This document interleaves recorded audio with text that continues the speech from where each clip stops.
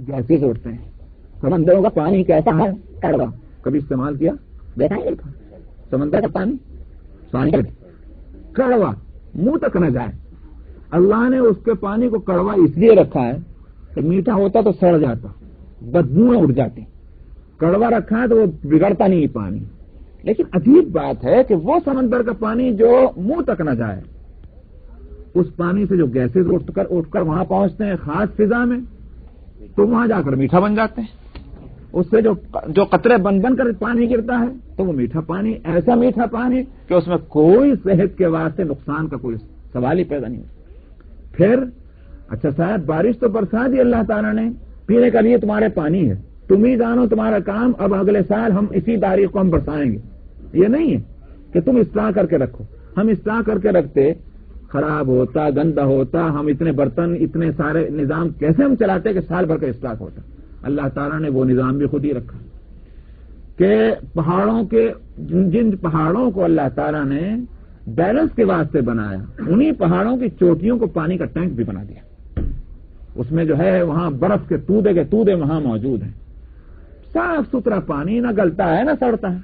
गर्मी के मौसम में वहां से जो है वो पानी रिस रिस करके और नीचे आता है जमीन में, और फिर वो कहीं तो नदियों में बह रहा है और कहीं वो जमीन के अंदर उतर जाता है। जमीन में उतर जाता है, आप खोद खोद कर कुएं बना कर वहां से पानी निकाल रहे हैं, वो साफ सुथरा पानी। तो अल्लाह ताला ने पानी बरसाया भी और पानी का इस्तेमाल भी अल्लाह ताला ने कर दिया है ताकि बवक्त जरूरत हम उस पानी को इस्तेमाल करें। फरमाया कि फ़अस्क़यनाकुमू, हम ही पानी उतारते हैं, हम ही तुमको सैराब करते हैं उस पानी से, और तुम तो उसका इस्तेमाल भी नहीं कर सकते थे, हम ही ने उसका इस्तेमाल कभी किया है। वमा अंतुम बिखाज़िनीन व इन्ना लनहनु नुहयी व नुमीतु व नहनुल वारिसून, और हम ही जिंदगी देते हैं, हम ही मौत देते हैं, और आखिर में फिर हम ही वारिस हो जाते हैं। वारिस का मतलब वो जो मैंने अभी कहा था हदीस के दर्स में कि सारी मिल्कियतें खत्म हो जाएंगी, अल्लाह की एक ही मिल्कियत बाकी रह जाएगी, वही मुराद है कि हम ही वारिस होंगे। दुनिया में सारा खेल किस लिए है? मुश्रिकीन मक्का ही को ले लीजिए। भाई पैगंबर सल्लल्लाहु अलैहि वसल्लम की बात क्यों नहीं मानते? इसलिए नहीं मानते कि उनको अपनी लीडरी खतरे में पड़े नजर आ रही है, उनकी इमारत, उनकी दौलत। ये बाज लोग जो लिखते हैं उसमें एक दर्जे में हकीकत है। बात कहते हैं कि मुश्रिकीन मक्का को अल्लाह के मानने में या मोहम्मद सल्लल्लाहु अलैहि वसल्लम के को नबी मानने में कोई इश्काल नहीं था। इश्काल था तो सिर्फ ये था कि हमारी दुनिया की जिंदगी का जो निजाम है, ये सिस्टम है, सारा बदल जाएगा। हम इस वक्त जो अपनी मर्जी के चला रहे हैं वो नहीं चल सकेगी। तो फरमाते हैं यहाँ, इसको फरमाते हैं यहाँ दुनिया में जो कुछ तुम कर रहे हो, दुनिया के इन छोटी छोटी सी मिल्कियतों की वजह से अल्लाह की एक दिन एक मिल्कियत कायम होगी, उस वक्त किसी की कोई मिल्कियत न रहेगी। उस वक्त क्या जवाब होगा? वलक़द अलिमनल मुस्तक़दिमीन मिनकुम वलक़द अलिमनल मुस्तअखिरीन, और फरमाया तुम में से जो पहले गुजर चुके हैं हम उनको भी जानते हैं, और जो तुम्हारे में से बाद में आने वाले हैं हम उनको भी जानते हैं। इसलिए सबको इकट्ठा करके और उस दिन सबको बदला उसके मुनासिब देना ये हमारे लिए आसान होगा। वइन्न रब्बका हुवा यहशुरुहुम, अल्लाह तेरा आपका रब ही इन सबको जमा करेगा। इन्नहु हकीमुन अलीम, बिलाशुबा वो हिकमत वाला है और जानने वाला है। वलक़द खलक़नल इंसान मिन सलसालिम मिन हमइम मस्नून, यहां से वो मुखालिफीन कि जिनकी नाक ऊंची और गर्दन टेढ़ी है उनको फरमाया जा रहा है तुम जरा अपनी हकीकत तो देखो, तुम्हारी हकीकत क्या है? तुम्हें अकड़ दिखलाने का, पैगंबर के मुकाबले में तुमको खड़ा होने का, अल्लाह के बात न मानने का तुम्हें इख्तियार है कहां से? अपनी हकीकत तो जरा देखो। फरमाया हमने पैदा किया इंसान को एक चिकनी मिट्टी के सूखे गारे से, यह है इंसान की हकीकत। तो कहीं तो कहा गया नुत्फे से, कहीं कहा गया माए महीन से, गंदे पानी से, और यहां कहा जा रहा है मिट्टी से। असल यूं कहिए कि मुख्तलिफ क्या मुख्तलिफ टाइम हैं या मुख्तलिफ लेवल हैं। सबसे पहला लेवल जो है वो यहां कहा जा रहा है मिट्टी से पैदा किया जाना, दूसरा लेवल उसका जो है वो नुत्फा है, तीसरा लेवल उसके बाद फिर वो जो कुरान शरीफ में दूसरी जगह फरमाया कि वलक़द खलक़नल इंसान खलक़नल इंसान मिन नुत्फ़तिन, नहीं जी, वलक़द खलक़नल इंसान मिन माइन, ला इलाहा इल्लल्लाह। 18वां सिपारा ही खोलने और कुछ नहीं। तो वलक़द खलक़नल इंसान मिन सुलालतिन मिन तीन सुम्मा जअलनाहु नुतफ़तन फ़ी क़रारिन मकीन। बिल्कुल सही आयत मिल गई है। फरमाया कि वलक़द खलक़नल इंसान मिन सुलालतिन मिन तीन, पहला लेवल तो यह है कि हमने इसको मिट्टी के खुलासे से पैदा किया। सुम्मा जअलनाहु नुतफ़तन, फिर हमने उसको नुतफ़ा बनाया। सुम्मा खलक़नन नुतफ़ता अलक़तन, फिर उस नुतफ़े का हमने जमा हुआ खून बनाया। फिर उस अलक़ा से हमने गोश्त का लोथड़ा बनाया। फिर उस पर हमने उसको हड्डियों में चेंज कर दिया, उन हड्डियों के ऊपर गोश्त चढ़ा दिया, उसके अंदर फिर हमने रूह डाल दी। तो ये मुख्तलिफ मरहले हैं कुरान हकीम में, कहीं एक मरहला बयान होता है, कहीं दूसरा। तो यहाँ फरमाया कि मिट्टी से हमने उसको पैदा किया, चिकनी मिट्टी के सूखे गारे से। तो इस बात से वो डार्विन का नजरिया तो हवा ही मोड़ गया। डार्विन का नजरिया तो जो था कि शायद इन दर्जों से गुजर करके कुरान वो दर्जा कहीं नहीं बतलाता। जितने दर्जे हैं अगर वो बतलाता है तो कुरान के लिए क्या मुश्किल था कि वो ये बतलाते कि बेवकूफो तुम तो पहले बंदर थे। ये क्यों नहीं कहता कुरान? ये तो कहता है कि तुम मिट्टी थे, गंदा पानी थे, खून का लोथड़ा थे, गोश्त के लोथड़ा थे, जमा हुआ, ये सब बताता है। लेकिन कुरान ये कहीं नहीं बताता कि तुम पहले गधे थे, बंदर थे। ये डार्विन का नजरिया जो है कुरान से उसका कोई ताल्लुक नहीं। फरमाया कि वलक़द खलक़नल इंसान मिन सलसालिम मिन हमीम मसनून, हमने इंसान को चिकनी मिट्टी के सूखे गारे से पैदा किया। और जिन्नात को हमने पैदा किया उससे भी पहले, मिन क़ब्ल, मालूम हुआ कि इंसानों से पहले जिन्नात थे। ये तारीख है इस जमीन और आसमान जमीन की कि इस जमीन पर इंसानों से पहले जिन्नात आबाद थे। तो अल्लाह ताला ने फिर जब इंसान को पैदा फरमा दिया और उसके लिए तजवीज हुआ कि उसको यहाँ बसना है, तो जिन्नात को वहां से निकाल दिया, जमीन से, पहाड़ों में, समंदरों में ले जाकर डाल दिया उनको। तो इसलिए जहां जहां इंसान आबाद होते हैं वहां जिन्नात की आबादी खत्म होती चली जाती है। जिन्नात जंगलों में, पहाड़ों में, समंदरों में रहते हैं, इंसानों की आबादी जहां है वहां नहीं रहेंगे। इसलिए और अगर आए जाएं भी तो उनमें कोई दखल अंदाजी उनकी न होगी। फरमाया कि वल जान्न खलक़नाहु मिन क़ब्ल मिन नारि समूम, जिन्नात को हमने पैदा किया उससे पहले भड़कती हुई आग से। समूम गर्म आग, बहती हुई आग, उससे पैदा किया, यानी जो लपकती हुई जो है, लपकता हुआ शोला जो है, उससे जिन्नात को पैदा किया। वइज़ क़ाल रब्बुका लिल मलाइकति इन्नी ख़ालिक़ुम बशरम मिन सलसालिम मिन हमीम मसनून। फरमाया कि जिन्नात का यहाँ तज़किरा क्यों आया वो आगे बात आएगी तो बताऊंगा। फरमाया कि उस वक्त का तज़किरा कीजिए कि जब आपके रब ने फरिश्तों से कहा कि मैं पैदा कर रहा हूं बशर। जो बशर, इंसान को बशर क्यों कहते हैं? असल में बशर कहते हैं एक ऐसी चीज को जिसकी ऊपर की सतह साफ हो, बिल्कुल साफ सुथरी हो, इसलिए इसको बशर कहते हैं। दूसरी और मखलूकात जो हैं, मसलन जानवरों को देख ली जो हमको आंखों से नजर आते हैं, जानवर जो हैं सब के सब उनके ऊपर की सतह जो है वो साफ नहीं है, इल्ला माशाअल्लाह उन पर बाल हैं। इंसान को जो अल्लाह ताला ने पैदा किया उसके ऊपर की जिल्द को साफ रखा है, इसलिए इसको बशर कहा जाता है। फरमाया कि अल्लाह ताला ने कहा फरिश्तों से कि मैं पैदा कर रहा हूं बशर को मिन सलसाल मिन हमीम मसनून, चिकनी मिट्टी के सूखे गारे से। फइदा सव्वैतुहु, फिर जब मैं उसको बराबर कर दूंगा, और वनफ़ख़्तु फ़ीहि मिन रूही, और उसमें मैं अपनी रूह फूंक दूंगा, फ़क़ऊ लहू साजिदीन, तुम उसके लिए सजदे में पड़ जाना। ये हमने कहा था। यहां में रूही अपनी तरफ निस्बत की, हालांकि पैदा करना भी तो अल्लाह ही की तरफ से हो रहा था। इसी वास्ते बाज़ हज़रात कहते हैं कि इंसानों में रूह दो हैं, एक का नाम है रूह हैवानी और दूसरे का नाम है रूह मलकी। रूह हैवानी जो है वो है कि जो जानवरों में भी है, इंसानों में भी इसको भी रूह हैवानी इसी वास्ते कहते हैं कि वो न रहे तो इंसान मर जाए, वो जब तक है तो इंसान चलता फिरता नजर आता है, और उसका ताल्लुक जो है वो इंसान के अंदर ब्लड जो सर्कुलेट कर रहा है उससे है, और ब्लड का ताल्लुक ग़िज़ा से है। इसी वास्ते खाता पीता रहेगा तो खून भी अच्छी तरह रहेगा, बॉडी में खून रहेगा तो रूह भी ठीक होगी। वरना क्या होगा कि साहब ये होता है कि एक हाथ पैरालाइज हो जाता है, पैर पैरालाइज हो जाता है, वही वो रूह है।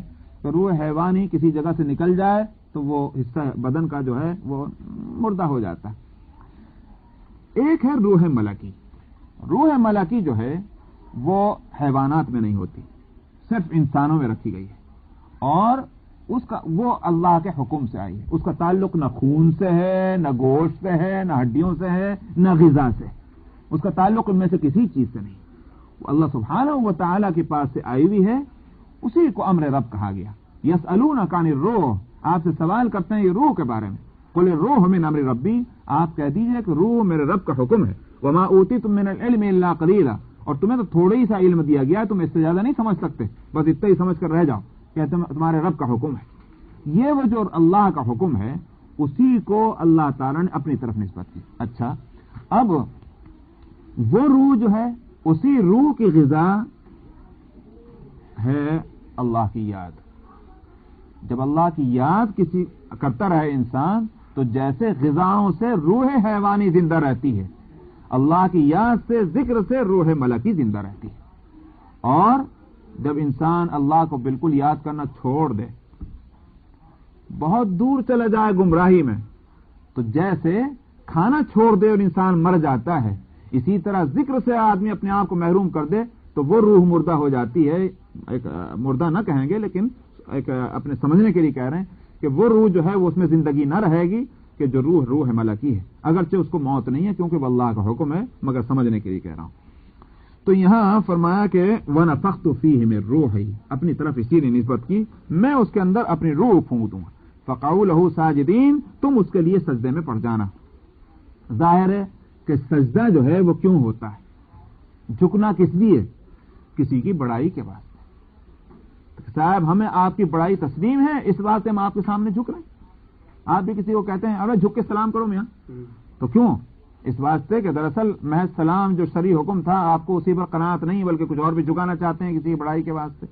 تو جھکنا جو ہے کسی کی تعظیم کے لیے ہے. یہاں فرمایا کہ فقعوا لہ ساجدین، اس کے لیے تعظیم ایسی ہو کہ تم اس کے لیے سجدے میں پڑ جانا. یہاں اب اس صبح نہ پڑھنے کی ضرورت نہیں. لیجئے صاحب، اب یہاں تو اللہ ہی میں نے جب سجدے کو کہہ دیا تو اب تو ہم کہیں کو اگر دوسرے کو سجدہ کر لیں تو کیا غضب آ جائے گا؟ یہ غضب ہوگا کہ اللہ تعالیٰ جب فرمائے تب تو وہ ٹھیک ہے، جب اللہ نہ فرمائے تو کہیں تو ٹھیک ہو جائے گا. سمجھا؟ اللہ تعالیٰ نے اس وقت فرمایا تھا تو ٹھیک تھا، اس کے بعد اللہ کی طرف سے پابندی لگ گئی تو اب وہ ٹھیک نہیں. نبی کریم صلی اللہ علیہ وسلم کے ذریعے سے پابندی لگا دی گئی ہے. نبی کریم صلی اللہ علیہ وسلم سے پوچھا صحابہ نے، عرض کیا یا رسول اللہ، سب لوگ اپنے بادشاہوں کو سجدہ کرتے ہیں، ہم آپ کو سجدہ کیوں نہ کریں؟ آپ نے روک دیا تھا کہ اللہ کے علاوہ اب کسی کو سجدہ نہیں ہے. اس واسطے جب نبی نے آ کر منع کر دیا اللہ کی طرف سے، تو اب اللہ نے جب منع کر دیا اب اس کو، یہ تو ایسے ہی ہوا جیسے کوئی شخص عید کے دن جو ہے روزہ رکھے. عید کے دن روزہ نہیں رکھ سکتے، کیوں نہیں رکھ سکتے؟ صاحب اب تو کل تک تو رکھ رہے تھے، آج رکھنے میں کیا ہے؟ اس لیے کہ کل تک رکھنے کا اللہ کی طرف سے حکم تھا، آج نہ رکھنے کا حکم ہے.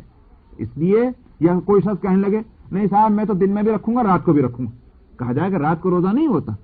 اسی لیے شاید کہ صاحب بھوکا رہنے کو کوئی شخص بڑا کمال سمجھے اور اس لیے کہے کہ میں تو صاحب نہیں رات کو بھی دن کو بھی دونوں وقت روزہ رکھوں گا.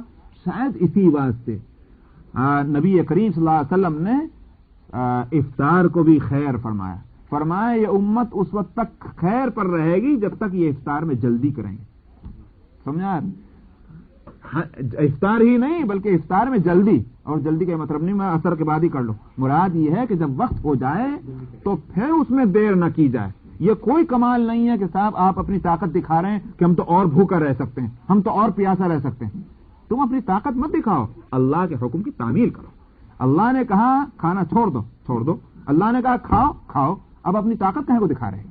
یہی ہے بندے کی بندگی. تو اسی طرح سے سجدہ کرنے کو کہا گیا کرو، اب روکا گیا رک جاؤ. اس لیے اس میں کوئی اشکال ہی نہیں ہے. یہ ساری تقریر کرنے کی جو بعض علماء نے کی کہ اصل میں تو وہ تو اس کی حیثیت نہیں ہوتی جیسے قبلے کی ہو، اور اصل تو سجدہ اللہ کے واسطے ہو رہا تھا، اور میرے خیال سے کوئی ضرورت نہیں اس تقریر کی. سجدہ آدم ہی کو تھا. کیوں تھا؟ اللہ کا حکم، اور یہی اللہ کی عبادت ہے کہ جو اللہ فرمائے اس کی تعمیل کرنا ہی اللہ کی عبادت ہے. اس اعتبار سے وہ بات بھی صحیح ہے. چلیے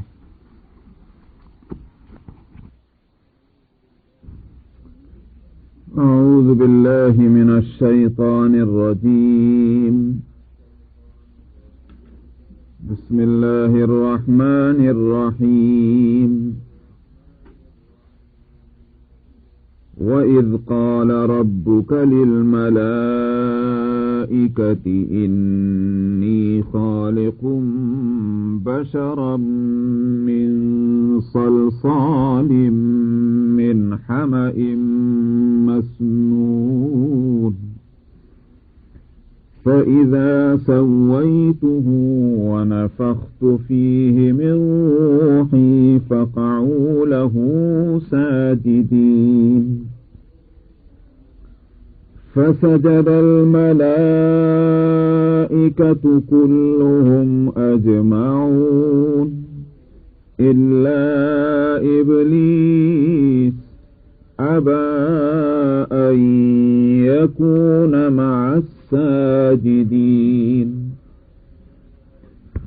قال يا إبليس ما لك ألا تكون مع الساجدين قال لم أكن لأسجد لبشر خلقته من صلصال من حمأ مسنون قال فاخرج منها فإنك رجيم وإن عليك اللعنة إلى يوم الدين قال رب فأنظرني إلى يوم يبعثون قال فإنك من المنظرين إلى يوم الوقت المعلوم قال رب بما أغويتني لأزينن لهم في الأرض ولأغوينهم أجمعين إلا عبادك منهم المخلصين قال هذا صراط علي مستقيم إن عبادي ليس لك عليهم سلطان إلا من اتبعك من الغاوين وإن جهنم لموعدهم أجمعين لها 7 أبواب لكل باب منهم جزء مقسوم إن المتقين في جنات وعيون ادخلوها بسلام آمنين ونزعنا ما في صدورهم من غل إخوانا على سرر متقابلين لا يمسهم فيها نصب وما هم منها بمخرجين نبئ عبادي أني أنا الغفور الرحيم وأن عذابي هو العذاب الأليم ونبئهم عن ضيف إبراهيم إذ دخلوا عليه فقالوا سلاما قال إنا منكم وجلون قالوا لا توجل إنا نبشرك بغلام عليم قال أبشرتموني على أن مسني الكبر فبم تبشرون قالوا بشرناك بالحق فلا تكن من القانطين قال ومن يقنط من رحمة ربه إلا الضالون قال فما خطبكم أيها المرسلون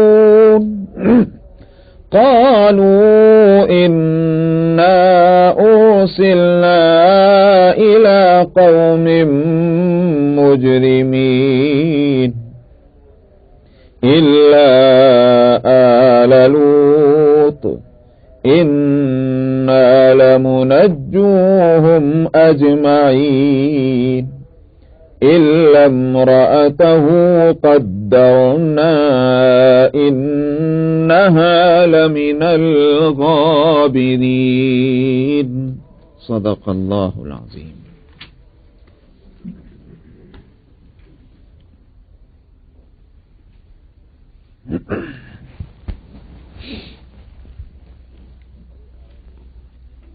گزشتہ 2 آیتوں میں انسان اور جنات 2 کا ذکر آیا کہ 2 کی حقیقت کیا ہے. انسان کی حقیقت تو یہ ہے کہ اس کو چکنی مٹی کے سوکھے گارے سے بنایا، اور جنات کی حقیقت یہ ہے کہ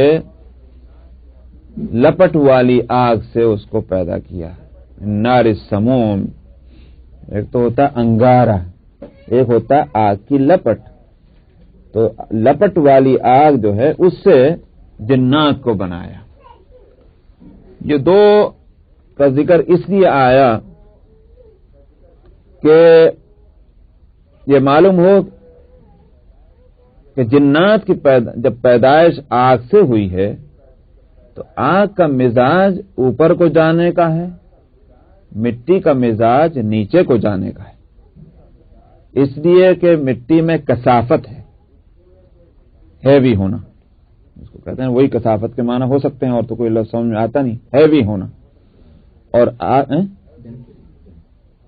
ڈینسی، ہاں کثافت کے معنی. اور آگ کے اندر لطافت ہے، اوپر کو اسی لیے جاتی ہے. تو جس میں لطافت ہے وہ اعلیٰ درجے کی ہوگی، اور جس میں کثافت ہے وہ ادنا درجے کی ہوگی. تو یہ بات ذہن میں رکھی جائے کہ تمہاری حقیقت یہ ہے، تمہارے مقابلے میں جنات کی حقیقت یہ ہے. ساتھ میں فرشتوں کا تذکرہ آ رہا ہے، تو فرشتوں کے لیے یہاں نہیں بتایا گیا کہیں سے پیدا کیا گیا، لیکن وہ معلوم ہے فرشتے پیدا کیے گئے نور سے، اور نور اس سے بھی کہیں زیادہ لطیف ہے. نور سے بڑھ کر تو کوئی بھی لطیف نہیں. دنیا میں جو چیزیں ہیں ہمارے سامنے، ہمارے آنکھوں کے سامنے، ان میں سب سے زیادہ لطیف جو چیز ہے وہ ہے روشنی، لائٹ. اسی واسطے زیادہ رفتار روشنی کی ہے، اسپیڈ سب سے زیادہ روشنی کی ہے کہ نہیں؟ کیوں؟ اس لیے کہ اس میں لطافت سب سے زیادہ ہے. آپ کو یاد ہوگا میں نے لاسٹ ٹائم گزشتہ ہفتے میں بتایا تھا، جتنی لطافت بڑھتی جاتی ہے اس میں طاقت اور قوت بھی بڑھتی جاتی ہے. یاد ہے میں نے پچھلے ہفتے کہا تھا. اور جتنی کثافت بڑھتی جاتی ہے اس کی طاقت کم ہوتی جاتی ہے. اسی لیے روشنی سب سے زیادہ طاقتور چیز ہے، اسی لیے اس کی اسپیڈ سب سے زیادہ ہے. تو فرشتے جو ہیں وہ روح سے وہ بنائے گئے ہیں نور سے، اس لیے وہ اور بھی زیادہ لطیف اور بھی زیادہ ان کا اعلی مقام. اور یہ وجہ ہے کہ آپ دیکھ لیجئے کہ ان کے اندر معصیت کا مادہ تک بھی نہیں، کیونکہ وہ نور اعلی لطیف ترین چیز سے بنائے گئے ہیں. ان میں کوئی مادہ نافرمانی کا نہیں ہے. لا یعصون اللہ ما امرهم ویفعلون ما یؤمرون. اب یہ 3 مخلوقات ہو گئی. ایک مخلوق ہے نوری، فرشتوں کی، جن میں کوئی معصیت نہیں، معصیت کا مادہ نہیں، نافرمانی کا. دوسری مخلوق ہے ناری، جو آگ سے پیدا کی گئی، جو ان سے کم درجے کی، جس میں لطافت ہے. تیسری مخلوق ہے انسان کی، جو مٹی سے پیدا ہوئے. تو دیکھنے میں تو یوں آنا چاہیے کہ یہ سب سے زیادہ ردی ہونی چاہیے، سب سے زیادہ بالکل خراب مخلوق. مگر ہوا کیا ہے؟ ہوا یہ ہے کہ آگے اس کو فرماتے ہیں وَإِذْ قَالَ رَبُّكَ لِلْمَلَائِكَةِ إِنِّي خَالِقٌ بَشَرًا مِّن صَلْصَالٍ مِّنْ حَمَإٍ مَّسْنُونٍ. اس وقت کا ذکر کیجئے جب آپ کے رب نے فرشتوں سے کہا. فرشتے کون؟ جن کی پیدائش نور سے ہوئی ہے. یہ بات ذہن میں رہے. فرشتوں سے کہا میں پیدا کر رہا ہوں بشر کو چکنی مٹی کے سوکھے گارے سے. یہ خبر دی تو کیا کرنا؟ فَإِذَا سَوَّيْتُهُ، جب میں اس کو برابر کر دوں، پورا اس کا باڈی تیار ہو جائے. سویتہ، سوا یسوی کے معنی برابر کرنے کے کیا ہوتے؟ جب مثال کے طور پر کوئی بھی دنیا میں چیز ہو، یہ ایک ٹیبل بنائی گئی، پہلے کیا ہوا؟ لکڑی کے اوپر لکڑی جوڑی گئی، پھر سب کچھ فٹ کرنے کے بعد پھر اس کو ادھر ادھر دیکھنا ہے برابر ہے کہ نہیں ہے. یہاں سے برابر نہیں ہے تو اس کو یہاں سے اس کو کم کرتے ہیں. مطلب یہ کہ ہر چیز کو جو اس کا مقررہ سائز اور شیپ ہے وہ شیپ دینا جو ہے اسی کا نام ہے تسویہ. فَإِذَا سَوَّيْتُهُ، جب میں اس کو شیپ دے دوں، برابر کر دوں. وَنَفَخْتُ فِيهِ مِن رُوحِي، اور میں اس کے اندر اپنی روح پھونک دوں. بس اپنی روح نہیں، دراصل اس کے درجے کو جو کچھ کیا سو کیا. اللہ کی روح کے معنی ہرگز یہ نہیں ہے کہ اللہ میں اس میں حلول کر گئے، یہ ہرگز یہ معنی نہیں کہ اس میں خدا کی خدائی آ گئی، بلکہ اس جو چیز اس کے اندر ڈالی جا رہی ہے اس کے درجے کی بلندی کو بتلانے کے لیے اپنی طرف نسبت کی گئی. اپنی روح ہم اس میں ڈال لیں، یہی وہ چیز ہے کہ جس کی قیمت ہوگی. یہ اس لیے میں کہہ رہا ہوں کہ یہاں علماء ایک بات کرتے ہیں جس کو میں پہلے بھی کہہ چکا ہوں کہ روح دو قسم کی ہے. ایک ہے روح حیوانی اور ایک ہے روح ملکی. روح حیوانی جو ہے وہ حیات سے بنی ہے، جس کے معنی ہے وہ روح جس سے زندہ رہتی ہے، روح والی چیز، جاندار چیز. اس روح کا تعلق جو ہے وہ انسان کے بدن، وہ یہ کہ انسان کا لفظ نہیں بلکہ جاندار چیز کے بدن میں جو حرکت کرنے والا خون ہے اس سے اس کا ریلیشن ہے، اس روح کا. سمجھ میں آیا؟ اگر خون برابر حرکت کر رہا ہے تو روح بھی موجود ہے، اور خون حرکت کرنا چھوڑ دے روح غائب. دیکھتے ہیں آپ باڈی کا کچھ حصہ پیرالائز ہو جاتا ہے، کیا ہوا؟ بلڈ نے سرکولیشن چھوڑ دیا، وہاں پہ روح بھی نہیں ہے، پیرالائز ہو گیا. اب آپ اس میں سوئیں بھی چبائیں تو کوئی اثر نہیں پڑتا، روح نہیں ہے اس جسم. اسی طرح اگر پورے جسم سے کے اندر یہ ہو کہ وہ بلڈ سرکولیشن ختم ہو جائے، پوری باڈی ڈیڈ ہو جاتی. اس روح کا تعلق جو ہے وہ خون سے ہے، خون کی حرکت سے. اور خون کہاں سے بنتا ہے؟ یوں سمجھیے کہ آپ کہہ سکتے ہیں کہ یہ تو گوشت سے بنتا ہے، یا یوں کہہ سکتے ہیں خون سے گوشت بنتا ہے. بہرحال باڈی سے اس کا تعلق ہے، کچھ بھی آپ کہیے. یہ وہ روح ہے کہ جس کا تعلق غذاؤں سے ہے، دنیا کی غذاؤں سے. یہ انسان کے اندر بھی ہے، یہ حیوانات کے اندر بھی ہے. جب تک یہ روح ہے یہ جاندار چیز چلتی پھرتی ہے، لیکن یہ روح نکل جائے مر جاتی ہے، نہ چلتی ہے نہ پھرتی ہے. ایک اور روح ہے، روح ملکی. وہ صرف انسانوں کے اندر ہے، وہ جانوروں کے اندر نہیں. وہ اللہ سبحانہ و تعالیٰ کی طرف سے آئی ہوئی روح ہے. اس کا تعلق نہ غذاؤں سے ہے، نہ خون سے ہے، نہ گوشت سے. اسی لیے انسان کی باڈی بالکل کمزور ہو جائے، جس کا اثر لازمی طور پر یہ پڑے گا کہ روح حیوانی بھی کمزور ہوگی، مگر ضروری نہیں کہ روح ملکی بھی کمزور ہو جائے. بعض دفعہ روح حیوانی کمزور اور روح ملکی طاقتور ہو جاتی. کیوں؟ اس لیے کہ جیسے روح حیوانی کی غذا دنیا کی غذاؤں میں سے ہے، وہ ملے گی صحیح تو وہ روح طاقتور ہوگی. اس روح ملکی غذا جو ہے وہ اللہ سبحانہ و تعالیٰ کی طرف سے ہے، اور وہ ہے ذکر، تسبیح، یاد خدا، عبادت خداوندی. یہی اس کی غذا ہے. یہ جب اس کو ملے گی وہ طاقتور ہو جائے گی. اسی لیے جو بزرگان دین ہیں، علماء ہیں، صالحین ہیں، اولیاء اللہ ہیں، ان کی روح ملکی نہ صرف یہ کہ زندہ بلکہ بڑی طاقتور رہتی. اور بدن دیکھیے تو نہ کھانے کے نہ پینے کے، لیکن ان کی روح ملکی بڑی طاقتور ہوتی ہے. وہ اللہ کی طرف سے آئی. شاید اسی روح کے بارے میں فرمایا گیا کہ یسألونک عن الروح، آپ سے روح کے بارے میں سوال کرتے ہیں. آپ کہہ دیجئے قل الروح من امر ربی، آپ کہہ دیجئے روح میرے رب کا حکم ہے. وما اوتیتم من العلم الا قلیلا، اور تمہیں تھوڑا سا علم دیا گیا ہے، تم اس سے زیادہ نہیں سمجھ سکتے. وہ اللہ کا حکم ہے. تو حاصل یہ ہوا کہ یہاں میرے روح ہی سے مراد ہو سکتا ہے کہ وہی روح ملکی مراد ہو، واللہ عالم، اگر روحوں کی ان دو قسموں کو مان لیا جائے. فرمایا کہ فَإِذَا سَوَّيْتُهُ، جب میں اس کو شیپ دے دوں، برابر کر دوں، اور میں اس کے اندر اپنی روح پھونک دوں، فَقَعُوا لَهُ سَاجِدِينَ، تب کیا ہے؟ اس کے سجدہ کرو، سجدے میں گر جاؤ تم اس کے لیے. لہو، یہاں اس بات کو خوب یاد رکھیے گا جو نبی عربی جانتے ہوں تو بھی ہے اس کے لیے سجدے میں پڑ جانا، یہ ہے اس کا لفظی ترجمہ۔ یہاں میرا خیال یہ کہ اس لفظ نے، لہو نے، بے وجہ کی ان بحثوں کو ختم کر دیا جو بعض مفسرین نے اعتراض سے بچنے کے لیے پیدا کی کہ صاحب یہ سجدہ کیوں ہوا تھا آدم کو؟ سجدہ تو اللہ کے واسطے۔ جن لوگوں کے اوپر کچھ زیادہ ہی غلبہ ہوتا ہے وہ میرے خیال سے توحید کا، وہ اس طرح کی بحثیں لاتے ہیں، میں سمجھتا ہوں بے ضرورت ہے۔ سجدہ غیر اللہ کے لیے نہیں ہو سکتا، تو یہاں ہوا تو کیسا تھا وہ؟ انہوں نے کہا صاحب اصل میں سجدہ اللہ کو تھا، آدم علیہ السلام کی پوزیشن تو ایسی تھی جیسے قبلہ، تو قبلہ کو سجدہ نہیں کرتے بلکہ اللہ کو کرتے ہیں، مگر رخ جو ہے وہ قبلہ کی طرف ہے۔ میں سمجھتا ہوں کہ لا یعنی بحث ہے۔ لہو اس کے لیے سجدہ کرو، رہ گیا غیر اللہ کے لیے سجدہ کرنا۔ اس بحث میں ہم کیوں پڑھیں؟ اس لیے کہ اللہ نے جب حکم دیا، اس حکم کی تعمیل دراصل اللہ کی عبادت ہے۔ عبادت کہتے کس کو؟ عبادت خالی ماتھا ٹیکنے کو نہیں کہتے، عبادت ہے ہی دراصل فرما برداری کا نام، اطاعت کا نام۔ اگر حکم یہ ہے کہ ہم ہی کو سجدہ کرو تو بہت اچھا، آپ ہی کو کریں گے بس، اور کسی کو نہیں کرنے کی۔ اگر حکم یہ ہے کہ نہیں فلاں کو کرو سجدہ، بہت اچھا، یہی تو سب سے بڑی حکم برداری۔ اللہ نے فرمایا آدم کو سجدہ ہو تو بہت اچھا، جنہوں نے کیا ٹھیک کیا، جنہوں نے وہاں اپنی عقل لڑائی وہ مردود ہو گئے۔ اصل اللہ کی عبادت اور اطاعت ہی کا، اللہ کی اطاعت ہی کا نام عبادت ہے۔ اس لیے جو لوگ یہ سمجھتے ہیں کہ صاحب زور کی نماز پڑھ لیجئے، فجر کی پڑھ لیجئے مثلاً، اور باقی سارے معاملات کے اندر ہم آزاد ہیں، جو دنیا میں جو چاہے سو کرتے رہیں، عبادت کا حق ادا نہیں ہو رہا ہے۔ دنیا کے سارے معاملات میں جو آزاد سمجھ کر یہ سمجھتے ہیں کہ نماز پڑھ لینا عبادت کے لیے کافی ہے، وہ غلط ہے۔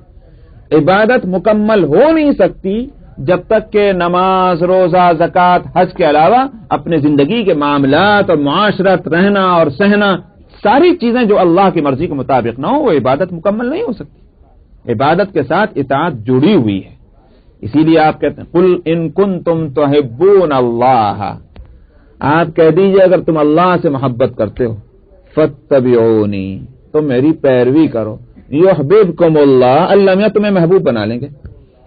اتباع جو ہے وہی سب سے بڑی چیز ہے، اسی کا مطالبہ ہے۔ اب صاحب کوئی شخص جو ہے، ابھی رمضان آ رہا ہے، رمضان کے روزے رکھنا شروع کریں گے، تو صاحب 29 کے دن چاند ہو گیا، نہیں بھائی اب میں تو 30 ہی رکھوں گا، پورے 30 ہی رکھوں گا۔ بھائی کب رکھیں گے 30واں؟ بس میں کنٹینیو کروں گا۔ عید کے دن سارے لوگ تو عید کی نماز پڑھنے جا رہے ہیں، وہ بھی جا رہے ہیں مگر روزہ رکھ کے جا رہے ہیں، آپ کیا کہیں گے؟ اطاعت ہے یہ؟ عبادت ہے؟ نہیں، اس لیے کہ اللہ نے اور اس کے رسول نے جب منع فرما دیا کہ عید کے دن روزہ نہیں ہے، اس دن کا روزہ عبادت نہیں ہے، شیطانی۔ اسی طرح سے جب سورج نکل رہا ہے یا نصف النہار ہے، یا سورج ڈوب رہا ہے آنکھوں کے سامنے، اس وقت نماز پڑھنے کی ممانعت ہے۔ یعنی صاحب نماز پڑھنے سے آپ روک رہے ہیں؟ ارے بھائی نماز پڑھنے سے نہیں روک رہے ہیں، اس وقت جو ہے نماز نہیں ہے، اس وقت سے روک رہے ہیں۔ کسی اور وقت پڑھو جو نماز کا وقت، اس سے کون روکتا ہے؟ تو اسی طرح سے میں نے عرض کیا کہ حضرت آدم علیہ السلام کو سجدے کا حکم تھا، وہ تو اللہ کا حکم تھا، ان کو کیا پڑی تھی کہ آدم کو سجدہ کر دے؟ اللہ نے فرمایا تو سجدہ کر رہے ہیں۔ اس لیے اس میں کوئی مزید بحث کی ضرورت نہیں کہ وہ سجدہ کیسا تھا، سجدہ اللہ کے حکم سے تھا۔ نبی کریم صلی اللہ علیہ وسلم کی خدمت میں حضرات صحابہ نے جب عرض کیا یا رسول اللہ سب کو سجدہ ہوتا ہے، آپ کو زیادہ حق ہے کہ ہم آپ کو سجدہ کریں؟ آپ نے فرمایا نہیں، اللہ کے علاوہ کسی کے لیے سجدہ جائز نہیں ہے۔ اب سجدہ منع ہو گیا، اس سے پہلے یہ صورت نہیں تھی، تو آپ دیکھتے ہیں برادران یوسف نے بھی سجدہ کیا یوسف کو، اور فرشتوں نے بھی سجدہ کیا آدم کو، اس لیے کہ اللہ کی طرف سے اجازت تھی۔ اجازت ہے ٹھیک ہے، اس پر عمل ہوگا۔ ممانعت ہو گئی، اب ممانعت ہو گئی، بندے کا کام کیا ہے؟ اپنی عقل نہ لڑائے کہ صاحب پہلے تو اجازت تھی آج اجازت نہیں ہے، اور پہلے کیوں تھی اور آج کیوں نہیں ہے۔ یہ کیوں جو ہے یہ اللہ کے معاملے میں نہیں۔ لا يسأل عما يفعل وهم يسألون، وہ اس سے نہیں پوچھا جائے گا جو کچھ وہ کر رہا ہے، ہاں باقی اور لوگوں سے پوچھا جائے گا تم کیا کر رہے ہو اور کیوں کر رہے ہو۔ تو کیوں کا سوال اللہ کے حکم میں ہے ہی نہیں، اس لیے فرمایا کہ فقعوا له ساجدین، تم اس کے لیے سجدے میں گر جانا۔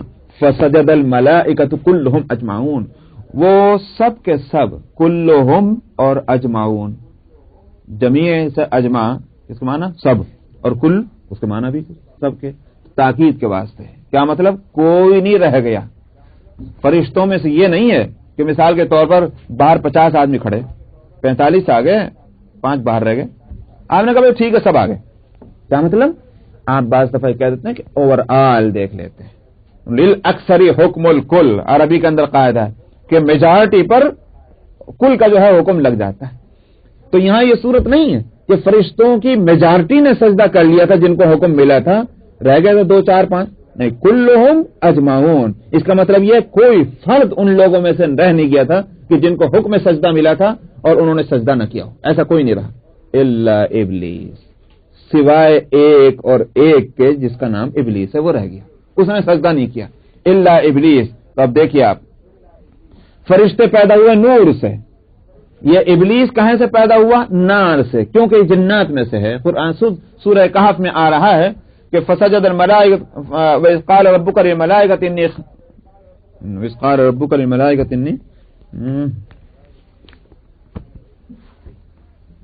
وَإِذْ قُلْنَا لِلْمَلَائِكَةِ اسْجُدُوا لِآدَمَ فَسَجَدُوا إِلَّا إِبْلِيسَ كَانَ مِنَ الْجِنِّ.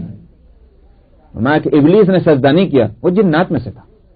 ابلیس جنات میں سے جو ناری مخلوق ہے، اس نے سجدہ نہیں کیا. تو حکم تو سب کو تھا. یہ سب کو کس لحاظ سے؟ یہ ایک بحث ہے، اس کو بھی میں لے آؤں کہ یہاں سوال یہ پیدا ہوتا ہے، آپ کہیں کہ بھائی سب لوگ آ گئے، تو سب لوگ آ گئے کا مطلب یہ ہوا کہ جو لوگ ہوں گے انہی کے بارے میں آپ بات کر رہے ہیں، جو لوگ نہیں ان کے بارے میں آپ کہاں بات کرنے جا رہے ہیں. تو یہاں سوال یہ ہے کہ حکم ملا تھا فرشتوں کو، فرشتوں نے کر لیا. اب اگر کسی ایک فرشتے نے نہ کیا ہوتا تو آپ کہتے الا فلاں.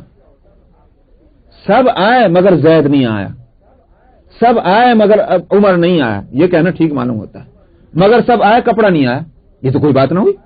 سمجھ میں آئی؟ یہ جو ایگزمپشن ٹھیک نہیں ہے. ایگزمپشن ہوگا انہی افراد میں کے ایک فرد کو لے کر. ٹھیک ہے، بات سمجھ میں آ رہی؟ تو جب حکم ملا تھا فرشتوں کو تو انہوں نے سجدہ کر لیا. اللہ کہہ کر کیوں کہا کہ الا ابلیس، مگر ابلیس نے سجدہ نہیں کیا. تو یہ تو کہیے کہ ابلیس بھی فرشتوں کے اندر ہے، یعنی وہی مخلوق ہے.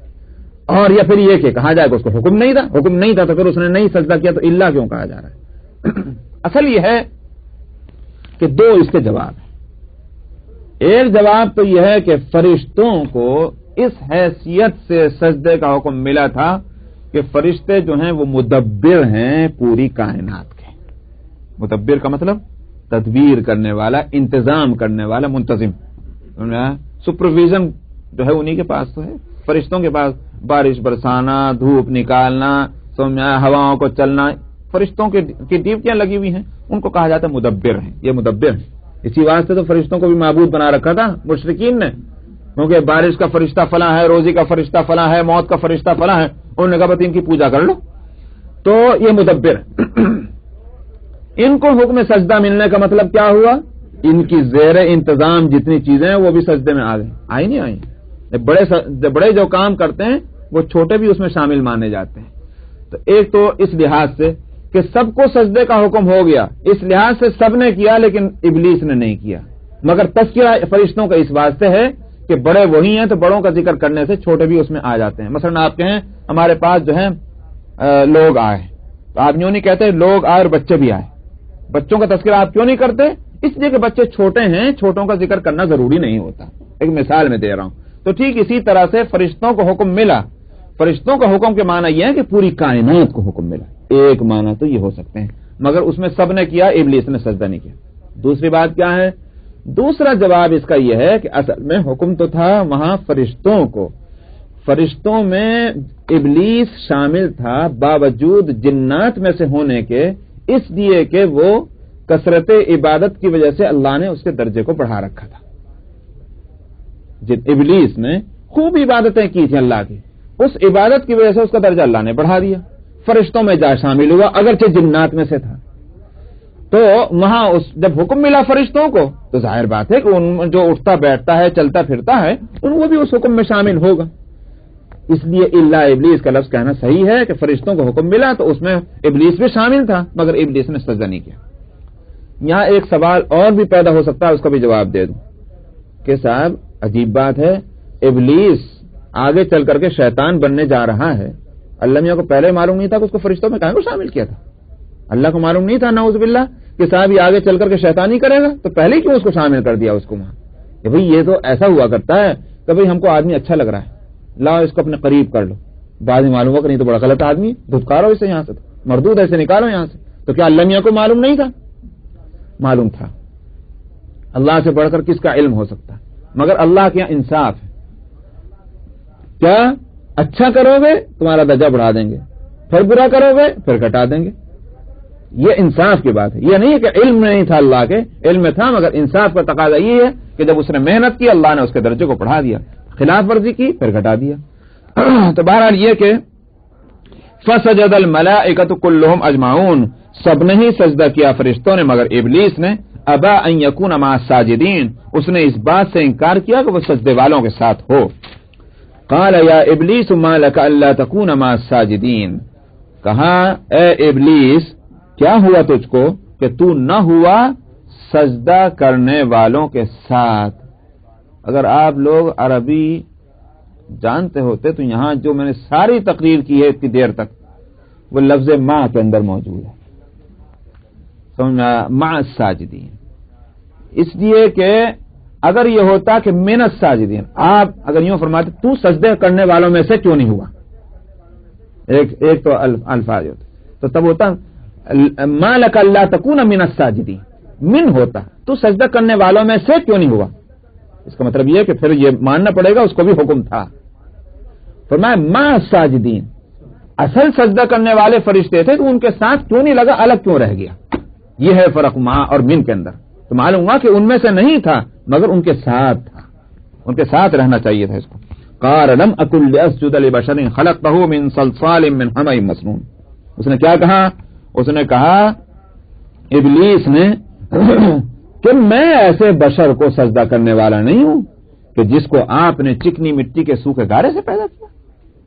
وہ دوسری جگہ اس کا ہے کہ صاحب مجھے تو آگ سے پیدا کیا، اس کو مٹی سے پیدا کیا. آگ اعلیٰ درجے کی ہے اور مٹی کے مقابلے میں تو اعلیٰ درجے کی چیز ادنا درجے کی چیز کو سجدہ کیسے کر سکتی ہے؟ تو دوسری جگہ اس کی تفصیل ہے یہاں اسی. تو یہ ادنا درجے کی چیز. تو فرشتے جو ہیں وہ سب سے اعلیٰ، اس سے کم درجے کی چیز اپنی مخلوق اپنے اس کی خلقت کے اعتبار سے، خلق کے اعتبار سے جنات کو کہا جا سکتا ہے، اور اس سے ادنا درجے کی چیز اپنی اصل کے اعتبار سے وہ ان کو انسان کو کہا جا سکتا ہے. مگر بتلانا یہ اے انسان تو دیکھ، تیری حقیقت تو یہ ہے کہ تو مٹی سے بنا، مگر رتبہ تیرا کیا ہے؟ فرشتوں نے تجھے سجدہ کیا. اور معاملہ تیرا کیا ہے؟ معاملہ یہ ہے کہ جنہوں نے تجھے سجدہ کیا، ریسپیکٹ کی، تیرے واسطے دعائیں مانگی. دعاؤں کا لفظ آپ جو میں کہہ رہا ہوں، فرشتوں نے دعائیں مانگی. اس کو اگر دیکھنا ہو تو دیکھیے کیا ہے وہ آیت، کیا ہے وہ آیت المومن کے اندر صفحہ 503 جو ہے، صفحہ 503 سورہ المومن میں آیت نمبر ہے 7.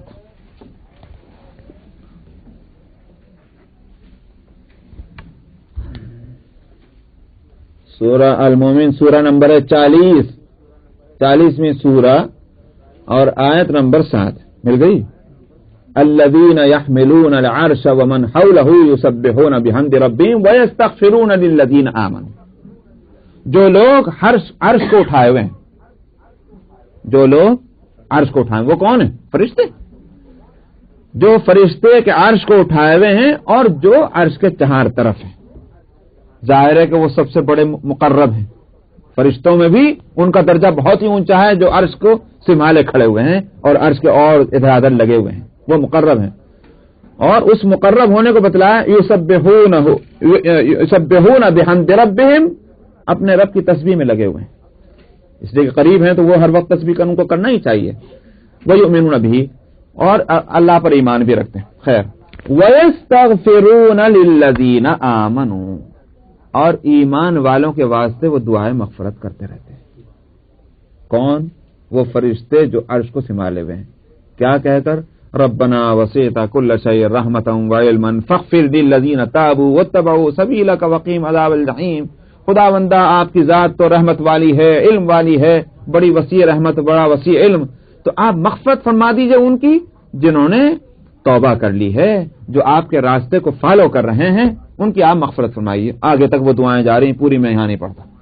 سوال یہ ہے، یہ عرش کو سنبھالنے والے فرشتے دعا کر رہے ہیں، حکم ملا تھا سجدے کا، انہوں نے سجدہ کیا، ابلیس نے سجدہ نہیں کیا. تو میں کہہ رہا تھا کہ تمہارا معاملہ کیا ہے؟ اے انسانوں، تمہاری حقیقت تو یہ ہے کہ مٹی سے پیدا ہوئے، اور درجہ تمہارا یہ ہے کہ فرشتوں نے تمہیں سجدہ کیا. معاملہ تمہارا کیا ہے؟ معاملہ تمہارا یہ ہے کہ جس نے تمہیں سجدہ نہیں کیا، دشمنی کا اعلان کیا، تم اسی کی بات مانتے ہو، اور جنہوں نے تمہیں سجدہ کیا، تمہاری ریسپیکٹ کی، تمہاری تعظیم کی، تمہارے لیے دعائیں مغفرت کرتے ہیں، تمہارا ان سے کوئی تعلق نہیں. یہ ہے معاملہ انسانوں کا. اس بات کو یہاں بتلایا گیا ہے کہ تم اپنے معاملے کو تو ذرا دیکھو. تم احسان فراموش، جو تمہیں ستائے اس کے تم پیچھے بھاگتے ہو، جو تمہاری ہمدردی کرے تم اس سے دور رہتے ہو. یہ ہے انسانوں کا معاملہ. اس لیے کہا کہ قال لم اکن لاسجد لبشر خلقته من صلصال من حمأ مسنون. کہا اس نے